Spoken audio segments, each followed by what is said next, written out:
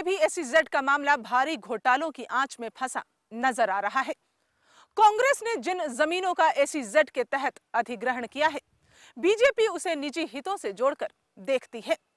सरकार और विपक्ष की लड़ाई में बहुत कुछ होना है, लेकिन तमाम मसले सियासत की चाशनी में डूबे हुए हैं। उत्तराखंड में भी SEZ के मुद्दे ने सियासी बवंडर को हवा दी है। देश भर में फजीहत झेल रही कांग्रेस को यहाँ विपक्ष यानी बीजेपी SEZ को अपने निजी हितों के लिए इस्तेमाल करने के आरोप लगा रही है। उत्तरांचल में SEZ की आहट भी सुनाई दे रही है, उस पर भाजपा क्या सोचती है? SEZ की आप यहाँ कर रहे हैं, हमारे यहाँ एक बहुत बड़ा भारी SEZ का पैरेलल कोई नाम देना चाहते हैं, घोटाला चला है। इतने बड़ी बड़ी जमीन इंडस्ट्रियल को दी गई है। SEZ का तो कोई उद्देश्य होता है एक्सपोर्ट का, यहाँ कोई उद्देश्य नहीं है। नहीं, जैसे एक बात जो उठ के बार बार आती है कि अब भू माफियाओं की पकड़ इतनी जबरदस्त हो गई है उत्तरांचल के ऊपर कि जमीन जो वहाँ की है या तो भू माफियाओं तक जा रही है या तो फिर वो मल्टीनेशनल कंपनीज को जा रही है। बिल्कुल आप सही कह रही हैं, और इससे जनता इतना त्रस्त और इतना दुखी है। देवभूमि उत्तराखंड में विकास की गंगा बहाने के नाम पर कांग्रेस ने ढेरों वादे किए थे, लेकिन जाहिर तौर पर कुछ वादों को ही सरकार पूरा कर सकी है। ऐसे में विकास के कुछ अहम मुद्दों पर बीजेपी नेता खंडूरी कांग्रेस को हर मोर्चे पर घेरने की कोशिश करते नजर आते हैं।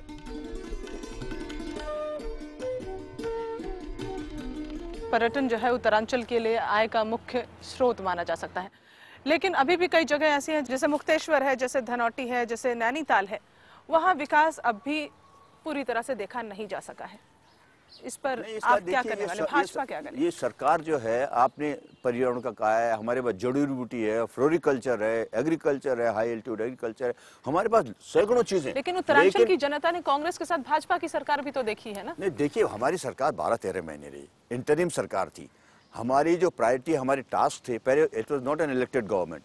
हमारी टास्क जो थी, आप डिलिमिटेशन कराइए, उत्तर प्रदेश के साथ जो हमारी हिस्सेदारी है उसको करिए, उसके बाद चुनाव कराइए, राजधानी को शुरू कीजिए। हमने 10 करोड़ रुपया उधार से बैंक से लेकर काम शुरू किया था, और आज ये 5 साल के अंदर इन्होंने 16,000 करोड़ रुपए की उसको उधार पहुंचा था, जबकि हमने इनको उत्तरांचल जो उत्तर प्रदेश हमारा कर्जा था उसको भी कम किया था, और एक इनके पास ट्रेजरी में पैसा जमा करके थे विकास के लिए, वो अलग बात। वैसे ही आपका उनके साथ एक तकरार आपकी है, आप एम्स जैसे अस्पताल के निर्माण को लेकर, वो भी बहुत सारी ऐसी तकरारें, क्योंकि लेकिन आप चाहते क्यों थे कि वो देहरादून में बने? तिवारी जी चाहते थे नहीं था। हमारी सरकार ने एम्स में, आपको मालूम है कितनी भीड़ मारामारी रहती है, अब इसी के छांटने के बाद उसका काम शुरू किया। 1 करोड़ रुपया का काम चरदीवारी बनी, उसके बाद इन्होंने अभी तक वहाँ पर काम नहीं शुरू किया। चिकित्सालय है, उसमें अगर सही ढंग से उसमें काम किया जाए, उसमें दवाई सही उपलब्ध कराई जाए, डॉक्टर सही ढंग से वहाँ पे उपलब्ध कराया जाए, तो सरकार जनता को तब भी फायदा है। एम्स बनने में तो समय तो लगेगा ही। कहीं काम कुछ हो रहा है और बताया कहीं जा रहा है। इधर तो एम्स की बात हो गई कि हमने चलो भाई एम्स आपको दे दिया सारी सुविधाएं, लेकिन उसके बाद भी यहाँ पर वो सुविधाएं, वो डॉक्टर, वो चीजें नहीं है। एम्स की तर्ज पर आधुनिक अस्पताल वक्त और हालात की बुनियादी जरूरत है।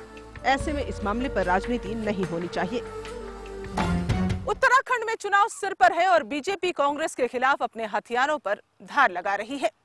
दोस्ताना विरोध की राजनीति पर बीजेपी बिल्कुल मुखर है, लेकिन BC खंडूरी ऐसी किसी भी सियासत से इनकार करते हैं, लेकिन भू माफियाओं के साथ राजनीति के रिश्ते को नया खतरा बताते हैं। उत्तराखंड में विपक्ष के रूप में विकास योजनाओं को लेकर तकरार की बातें आम है, लेकिन बीजेपी के पास अपने विरोध को लेकर जो तर्क है वो खालिस सियासी भी नहीं है।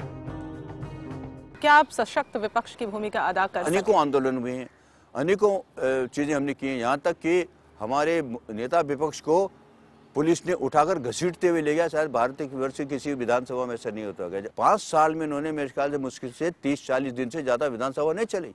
एक साल में अगर 8 दिन 10 दिन आप विधानसभा चलाएंगे, और वो भी सरकारी काम के लिए चलाएंगे, तो जनप्रतिनिधि क्या तो फिर भगत सिंह कोश्यारी पे ये क्यों आरोप लगता है कि वो फ्रेंडली अपोजिशन की भूमिका? फ्रेंडली जो है वो लगाने वाले मुख्यतः कांग्रेस वाले हैं, और उसमें हरीश रावत जी सबसे आगे हैं। अब वो अपनी सरकार के बारे में तो कुछ कह से नहीं सकते, अपने को सुधार नहीं सकते, तो विपक्ष के आरोप लगा रहे। अगर हम मित्र विपक्ष थे तो उत्तरांचल की भलाई तो और ज्यादा होनी थी।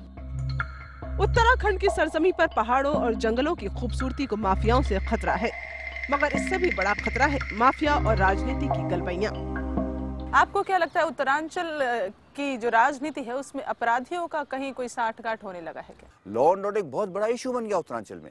ये उत्तरांचल की देवभूमि में आज 8 वर्ष की लड़की और 80 वर्ष की बुढ़िया का रेप हो रहा गाँव में। नहीं, आप कोई साठगांठ देखते हैं राजनेताओं नहीं, मैं आपको बता रहा हूँ, इसी से फ्लो आउट करेगा साठगांठ। आप अपराधियों को क्यों नहीं पकड़ के सजा दे रहे हैं?